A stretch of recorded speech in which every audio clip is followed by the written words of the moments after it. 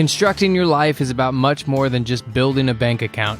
Each week, join real estate entrepreneur and mindset coach Austin Linney as he interviews guests who are constructing their dream lives and impacting the world around them on a daily basis. If you're an entrepreneur or wanting to start a business, or you just want to hear motivating stories of how others have overcome the odds, you are in the right place. And now for your host, Austin Linney.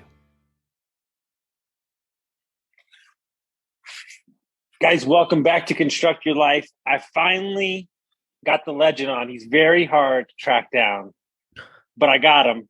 I do not approve the mustache, but that's okay. I digress. Guys, no bullshit. I met this man once before I broke his heart and moved away, but he is the single nicest, most giving investor I have met on this planet, and he's also a land killer. So we had the pleasure of having Mr. Clint Turner on the podcast. How are you, sir? I'm good. And first off, I have to say it's a goatee. So thank you very much for that. I can't see it. You just got to get real close. I got red hair. It's light. All right. I give you shit for that. But no, thanks, Austin. I appreciate it. Excited to be here. Wonderful. So, I think that we could go many different ways with this podcast, but I think the best thing to do is kind of just tell them what you specialize in, and then we'll kind of cover that, and then we'll cover a little mindset stuff. Yeah, for sure. So started investing in land 6 years ago. I love to tell my first deal story because it kind of changed it for me. I was doing all sorts of stuff. I was putting ATMs in places, trying to flip houses, and all of a sudden I stumbled across land. Bought a property in the middle of Colorado. It's actually near one you own, Austin. I bought it for $900. All right. This was like 4 or 5 years ago. So it was a 5-acre piece of land, just flat in the middle of Colorado, nothing on it, maybe a tree or two. And I listed that bad boy on Facebook, and I got $1,500 down, and I got $250 a month for 5 years. And I was like, I just made money. And I'm about to get $250 a month for the next 72 months or 60 months or whatever it is. I think it's 60. I was like, I'm gonna be rich. I'm gonna be out of this job. No time, baby. Took a little longer than expected, but man, that just kind of changed it for me. It was my first big entrepreneurial win. And then just have really, taken the last 6 years to grow and learn. Oh, I love it. That's amazing. And we're working on a deal. We're working on 2 deals right now that I would say a little bit inspired by you, but super excited about the ROI on this one. You ready for this one? Yeah, tell me. So it's almost so embarrassing. I can't even say it. So we picked it up for $30K. It's got a 2-1 and 6 RV slots already done in West Texas in the oil fields. And it's going to cash flow in its first year fully rented $42,000. Yep. That sounds like West Texas. I love West Texas, man. I bought about 160 acres out there one time. The access was questionable. We battled with the title company for a month on it. Eventually they warranted it, but it was tough. It was tough access. Anyway, we bought this whole 160. I think we paid $30,000 for it, 25 or 30. Paid a surveyor about $8,000 to go find it, plot it out, cut it up into 16 10-acre lots. Mm-hmm. We sold that thing. We got about 55,000, 60,000 down. So we made 30 in about 2 months. And then we sold about $250,000 in notes on the back end. So same thing, we'll cash flow from that, probably something like, a few $1,000 a month for the next 6, 7, 8 years, depending on how long. And the truth is some of those will default and we'll sell them again. No, I love it. So I would say, I'll come from my perspective. I think one of there's a lot of things that are in books. There's a lot of things that are talked about. When I try to learn private equity, when I try to learn building a fund, like there's not a lot of books, man. Like, it's kind of like you got to talk to people and like, dude, I feel like land's the same way. Like there's not a lot. So what would you say is the most misunderstood thing about land investing that people don't get? Well, I would have said something different probably 3 years ago than I would now. And my thing is that land is a commodity, right? There's limited amount. I could go down and say the old puns of they're not making any more of it, But at the end of the day, how many real estate investors, even, which is a pretty, if you look at the macro, pretty small crowd. Okay. How many real estate investors do you go to know anything about land? Not many, right? Not many. So it's a finite resource. It's something that's had historical demand for hundreds of years. If you can learn, if you can become somebody who's a master who's done it thousands of times, who has struggled through, answered the questions, had to figure it out. If you can learn land, you have a skill set that is one of the most in demand things on earth. And people just don't understand because it's not widely traded knowledge, because not a lot of people know of it. When you have a land skill set, you can go create a product that doesn't exist, right? Mm-hmm. You can't go from your computer and create new 3.2s that ran around 1%. You know what I mean? You can't do it. You have to work with what's there. If you understand land, you understand some of the specifics on how you can go and find a product that the market wants that nobody else can do anything with, because they don't understand just the little specifics that you need to clean up that title issue or get the property access or get it surveyed, or even just the terminology of just buy and sell. Right. So I think land's very misunderstood in the way that it can do a lot of the things traditional real estate can. It can cash flow. I mean, it can make ROIs that are unbelievable, like you just said, right? I mean, even on a big level, like we're working on 7-figure deals that have 100% returns gross and like multiple 100% cash on cash returns when you put banks in and all that kind of stuff, use leverage. So land's just a skill set not enough people explore. And when you know it, it opens up pretty much like an unlimited product line, right? You can go to the well and grab gold anytime you want, and there's always a market to sell gold. And I think one of the bigger issues that investors really frustrate me about investors is I think that a lot of investors look in the short-term scenario for everything. Well, I've never had a lot of money per se in the investor space, so I have to look at it from a different lens. And what I always say to myself is, where are they going to be in 5 years? Right. And so like, if you look at an Austin, Texas, like in my opinion, like Lockhart is a home run. Like I'm hearing tons of projects. If you would have asked me that 5 years ago, 6 years ago, I'd have told you, what the fuck are you talking about? But in my opinion, that's how you invest is you get on those outer realms and then you buy up the land and then you wait for somebody to come call you, because it's coming that way eventually. I mean, there's a bunch of different strategies, right? So the first deal I just told you is that I did, that's a completely different strategy than like what you're saying, right? Mm-hmm. I kind of see it in like an easy way to put it is there's 3 types of deals you do. You do infill lots, stuff that's already created in the city. There's development, there's building, there's roads, there's power, there's water. You're going to buy those at closer to, it's more of a wholesale, like kind of like you're wholesaling a house, pick it up for 40, sell it for 60, whatever, something like that, right? So that's one type of deal you do. The second one is what I call, I just coined this term recently, but I forgot it. Oh, I remember. Urban rural. All right. It's urban, but it's 30 to 60 minutes outside. That's what you just said, right? Yeah. So you can land bank it, like you said, buy it, hold it. It's going to come that way eventually. Then figure out what the highest yielding product is, 1/2 acre, 1 acre, 2 acre, 10 acre, turn it into those. And all of a sudden you forced a 6x appreciation in X amount of time. Or you can just flip those things, because the truth is there's a lot of moving parts, and banks, it's hard to get a bank load for a property sub $200,000-$300,000. Banks are just really looking at your personal sheet. And if your personal balance sheet says you can buy it, you're probably going to buy it anyway. So it lowers your buyer pool, right? But that's good for us investors, because that means we put a little extra legwork in. We can buy it at 60% on the dollar and then go take it to market, make a beautiful listing, and sell it in 2 weeks. Right. So there's those type of deals. And then there's the third type, which I told you at the beginning. That's rural recreational. So there's urban rural, and then rural recreational. That's the stuff that's 2, 3, 4 hours from a city center, or 1 or 2 hours from like a national park type thing, out in the middle of nowhere. Typically is just cut up. Maybe there's some dirt roads cut into it. And those are a lot of where you can do like owner finance strategies. That's where I see those. Yeah. So there's a lot of different ways to look at it. I know I just kind of went on a tangent there, but I figured it'd be good to know.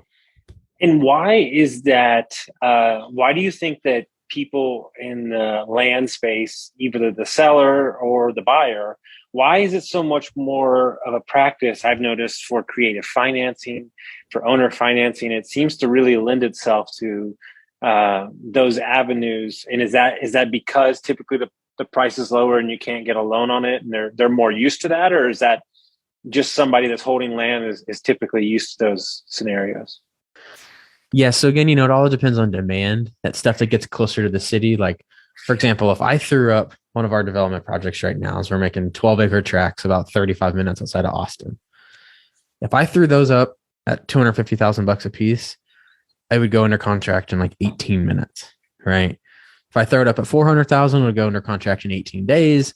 And then, from there, you can kind of get it scales up. So there's massive demand for a nice little piece of land near Austin. Plenty of money here, plenty of people to buy it.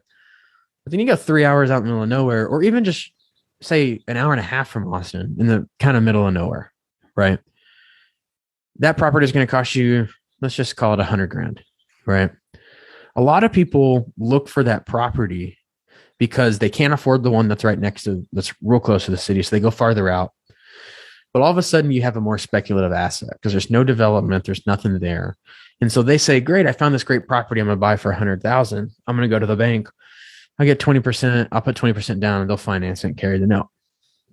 There's the breakdown. That won't happen, right?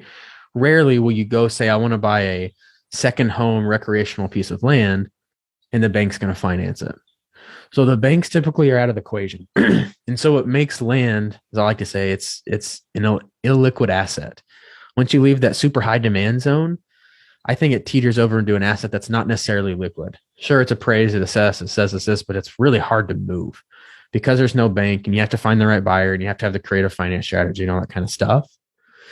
So that's the simple, like the short answer is the banks don't play, right? Mm-hmm. And we know the banks always win. So if we can come in and play banker, right, and we can create a finance, we can buy it, or we can just use private money lending and still sell it and make a nice return. That means there's just like the banks allow what house flippers and developers to do. Without the banks, there'd be like 1/8 of all investors, right? Because most of them use like traditional financing for a lot of stuff. With land, it's not the same. There's not really that instantaneous, easy access to a line of credit. And so sellers eventually find that out when they try and sell it, and deals fall through, and everyone's offering seller financing. Why is everyone offering a seller financing? Eventually they understand, and they notice it's just hard to sell because nobody will give the leverage for it. And so that's why they do more creative financing. That's why we come in. If we can if we can buy that 30% of the dollar, 40% on the dollar, and then we can be the bank and take 25 or 30% down and charge 9.9% interest over however long, right? You can just create infinite value. So it's really the question of demand and where the banks play. Mm-hmm. And I think one of the things, and we'll get into like your students and what you teach, but so this young kid that found the land that we are buying, this asset, we've also been being his bank on other things, and he's flipping trailers. And so he made $1,200 in 5 days off a trailer. And, I'm realizing that he's just an asset that's going to go do the work. And he's giving a demand to people. And now he's even got smarter, where he'll just put a post out, what trailer are you looking for? He'll go find it and sell it directly to them. It's so smart. I love this kid. But I want you to talk about, I think the reason that land is super exciting for somebody that wants to get started is, in essence, depending on where you're at, it doesn't take a ton of money. I've heard a lot of stories. I've got coaching clients. So, have you seen a lot of success with people that you coach that are in your mentoring program to just like kind of go from like zero to thing pretty quickly without, having a ton of money in deals and stuff like that? Is that a thing that happens in land, or do you need a lot of cash to get started? Yeah, I mean, it definitely happens. The great thing is like the people who have the most confidence generally are the ones that win the most in land. Because again, it's really easy for timid Shelly to walk into Bank of America or Chase and say, could I apply for a loan for this home? Right.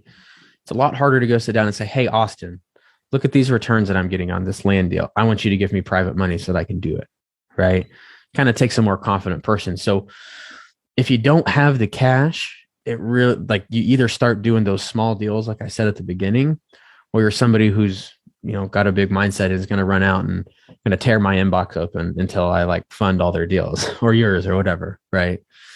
So yeah, there's a ton of people, but it always comes down to the person, right? There's unlimited opportunity out there. If you think there's if you don't think there's unlimited opportunity, then you're living in an unfortunate place because there really is in land and in all assets. I think there's unlimited opportunity. You go and create it, right? Land is a little different though. It requires almost that level of like studious nature of like, what the hell is a joint access easement? Like, I don't know. Who do I ask? Like, what does that mean? Does that mean this property is like screwed or whatever? Right.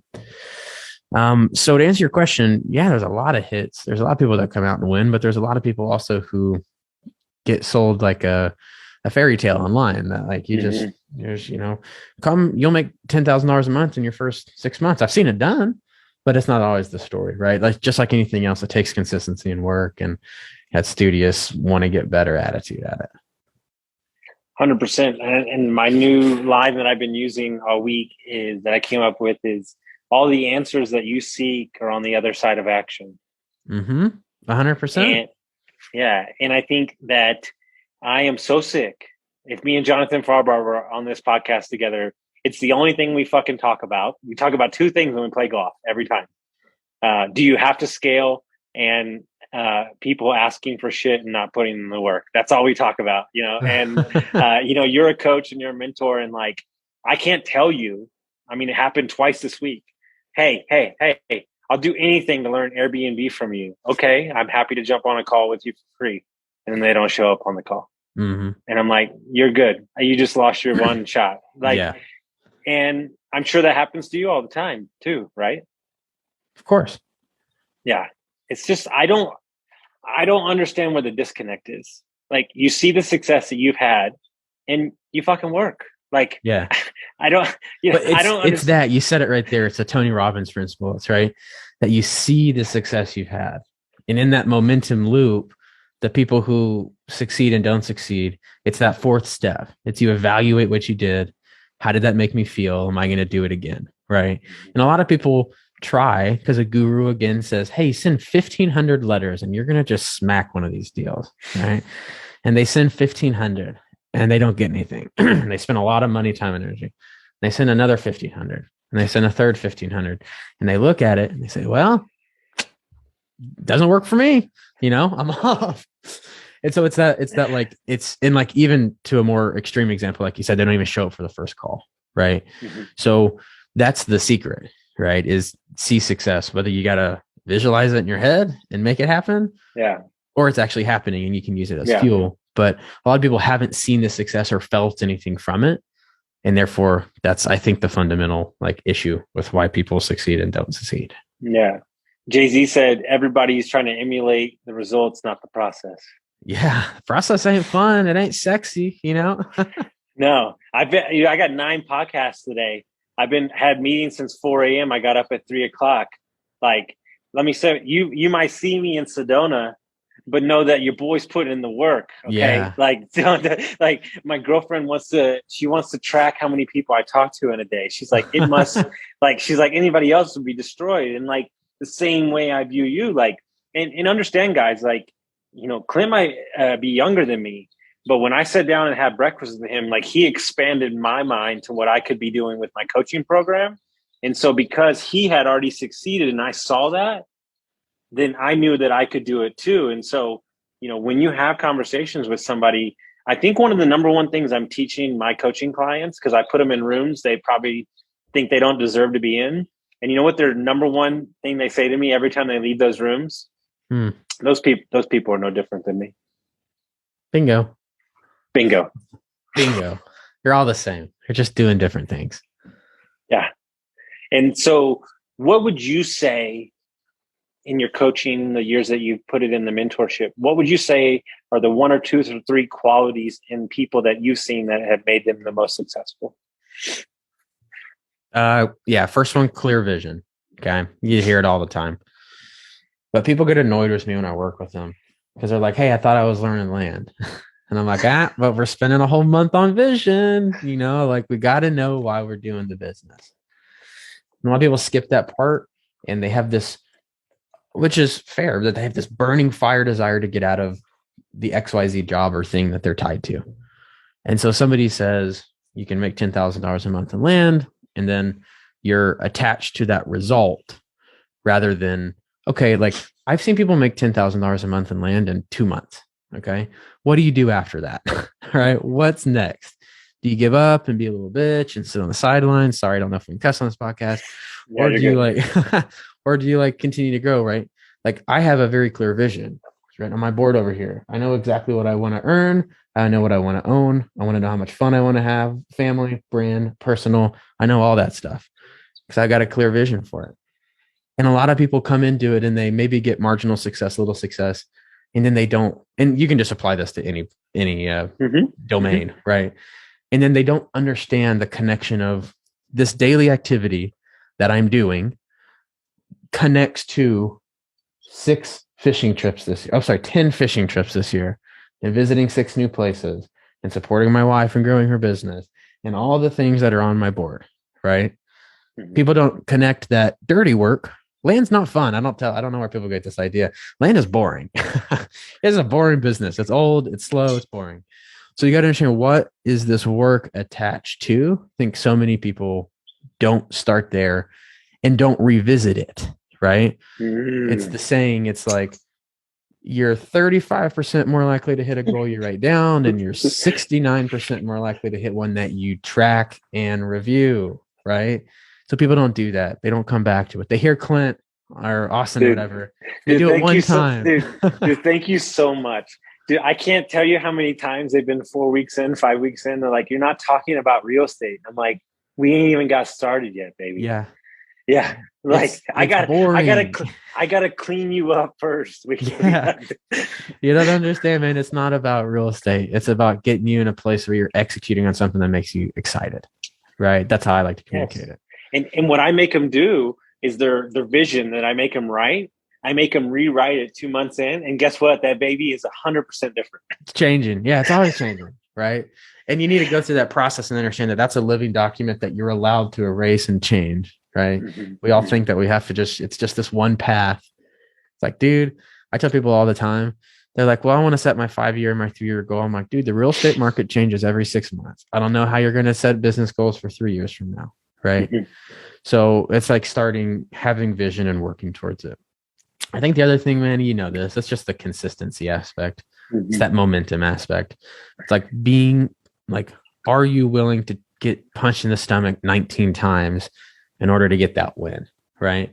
Whatever you see the win is, right? Like the win for the gurus that say you can make 10,000 a month passive income and land in 6 months. The 19 punches are the 19 people who tell you to pound sand before you found the 20th one that works, right? Those are actually our numbers. We get around 25 to 30 legitimate leads that end up being like, no, that's way too low of a price for the one deal, right? So especially in those beginning stages, are you willing to be consistent and to get punched in the stomach 29 times and then do that another 100 times, right?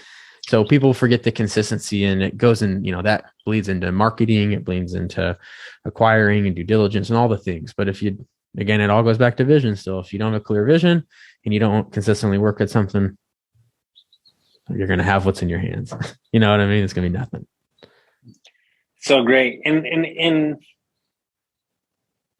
back to your point on the vision part, I think that the bigger issue is that they're worried if they write a vision down or get started, then they're locked into that vision. And here's something I'll tell you. And like I said, I'm me. I talk about me all the time.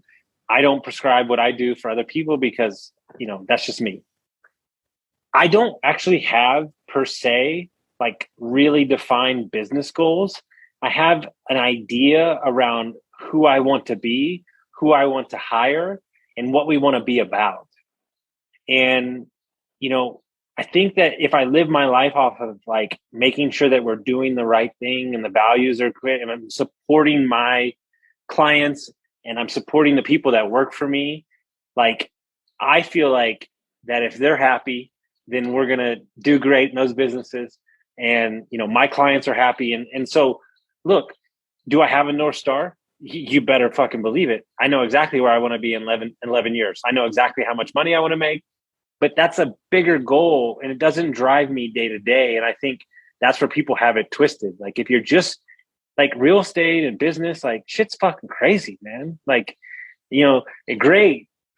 Like we had a deal that went away and then came back and then went away again. And now it's back again. We just put another offer. I'm like, what is going on? Like if you're predicated on that, I need to close that deal to be happy. Like, so I'm in Arte, and Ed Milet said something that's really profound. He said, if you are in the pursuit of happiness, you will never find it. But if you are embodying joy every day, then you can live it in every moment.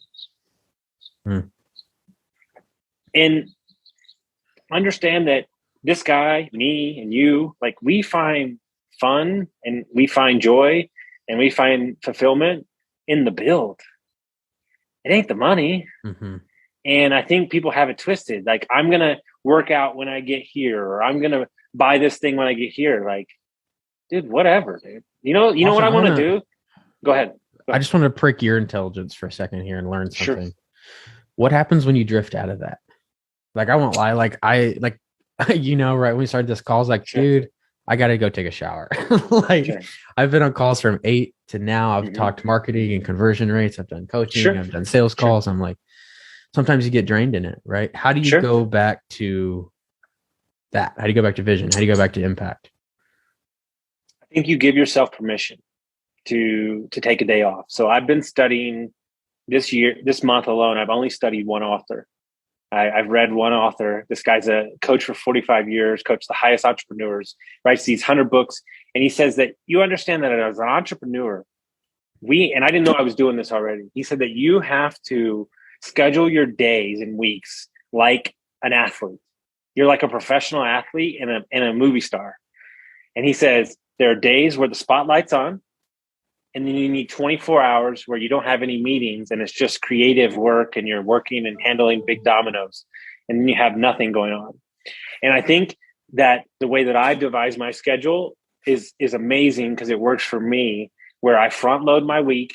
And then the back half of the week is to catch up on some stuff or play golf with investors or hang out or go fishing with you. And then I show up on that Monday super jazzed up and ready to go. Right. And I think the bigger issue is that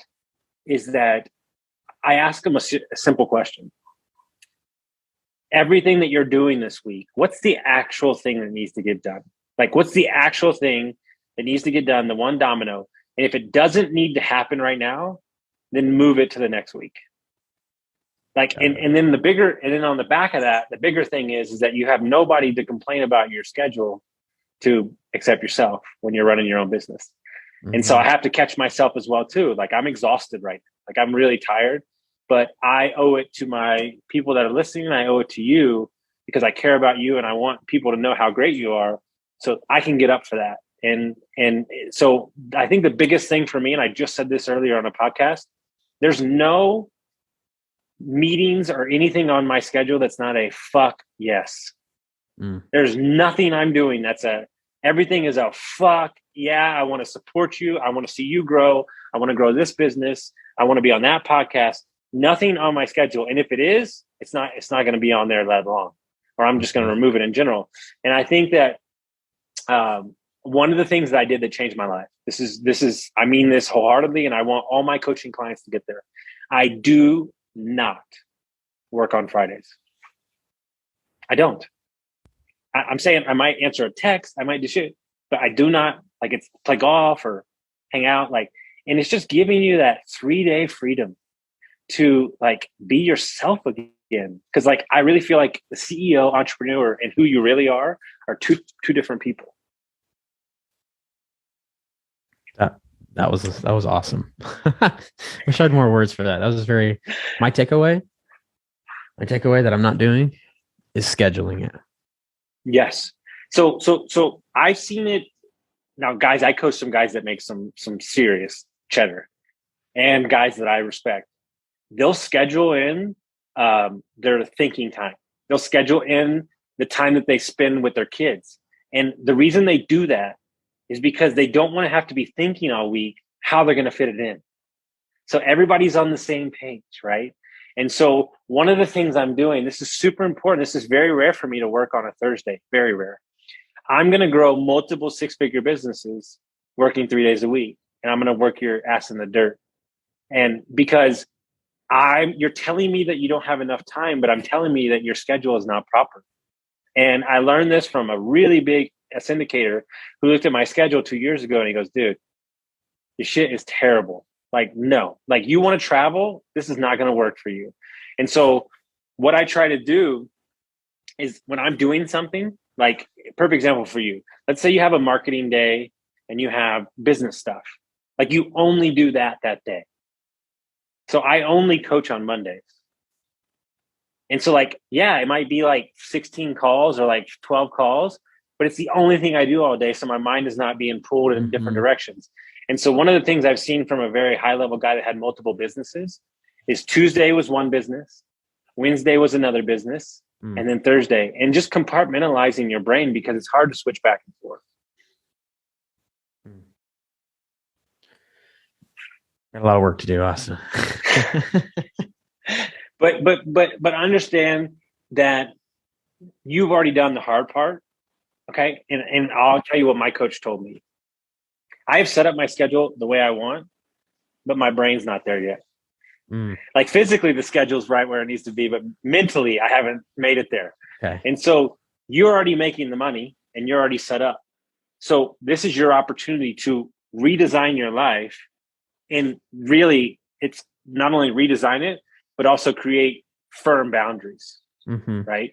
And so one of the things I do with my clients, the number one thing I do is I find out exactly what they love to do. And I give them the permission to do that for an entire day.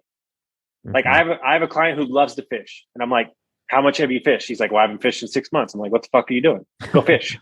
And he's like, you're telling me, a high performance coach is telling me to go fish and walk away from my, $500,000 a year business and wholesaling. Yes. 100%. And he's like, fuck, it feels so good to go do that. And so I would say the same thing to you. Like the level of your success is only dictated by you. So if it's dictated by you, then the only person that you have to be upset that your schedule is not the way it's supposed to be is you. And so if that's the case, Ed Milet and Andy Frisella were cracking me up. They were talking about, where do you come up with your best ideas? On the shitter and in the shower.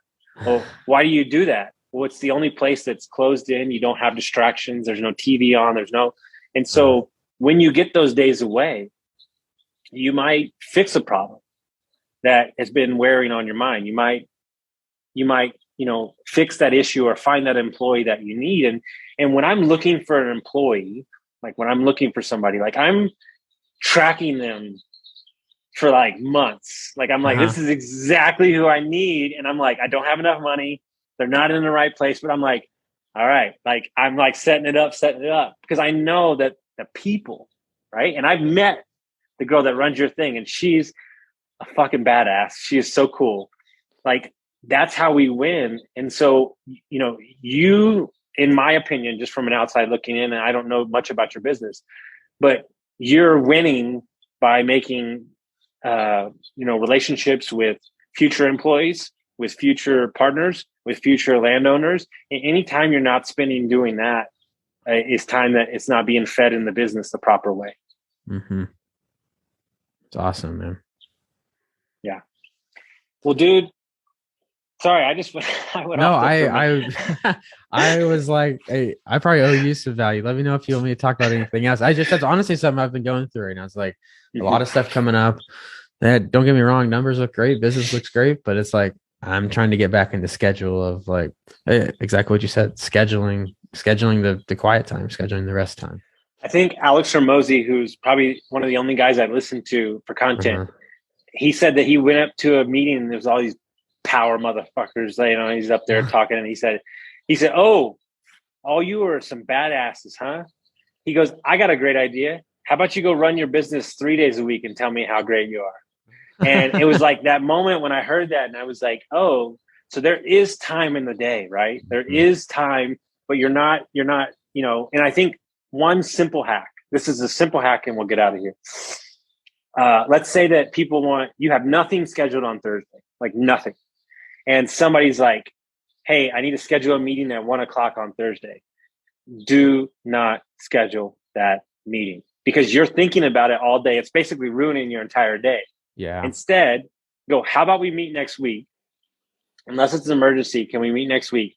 I have another meeting at 8:00 on Tuesday. Can you do it at 9? And so what I do is I block all my times together instead of having a meeting at 8, a meeting at 10, and a meeting at 1 in the afternoon. And I know people do that all the time. Yeah. Right. And you lose focus. So it's like, 100%. yeah, it's not ideal, but just block them up and then get done. And then you can enjoy the day. You know, like John Farber, who's my favorite dude in the entire world. I saw his goals for the year and I'm like, you son of a bitch. I'm like, so his goal was laptop closed every day at 1:30. I golf 5 times a week. And I'm like, that is a freaking genius. Like he's down in Colombia right now. I think he's in New York or Colombia. But like, I'm like, that's amazing. He has 3 businesses. And I'm like, that's what I'm talking about. And he's just happy and he's doing his content. And so we need to make sure that we're scheduling time for ourselves. But if people want to find out about what you have going on and your land course and all that stuff, how would they do that? Yeah, I know we started land and then this turned into a life. I don't even know why we talked about land. Yeah. Life go sell land. Masterclass. Yeah. Yeah, you can find me just on any of the socials. Clint Turner. If you're on Facebook, we got a pretty active Facebook group for land investors, Learn.Land University. You can learn land with me for anywhere from free to paid. So, that's where I'd find me. Social media, Learn.Land or Learn.Land University. I love it. Guys, if you got some value from this, send it to your friend. We'll see you next time.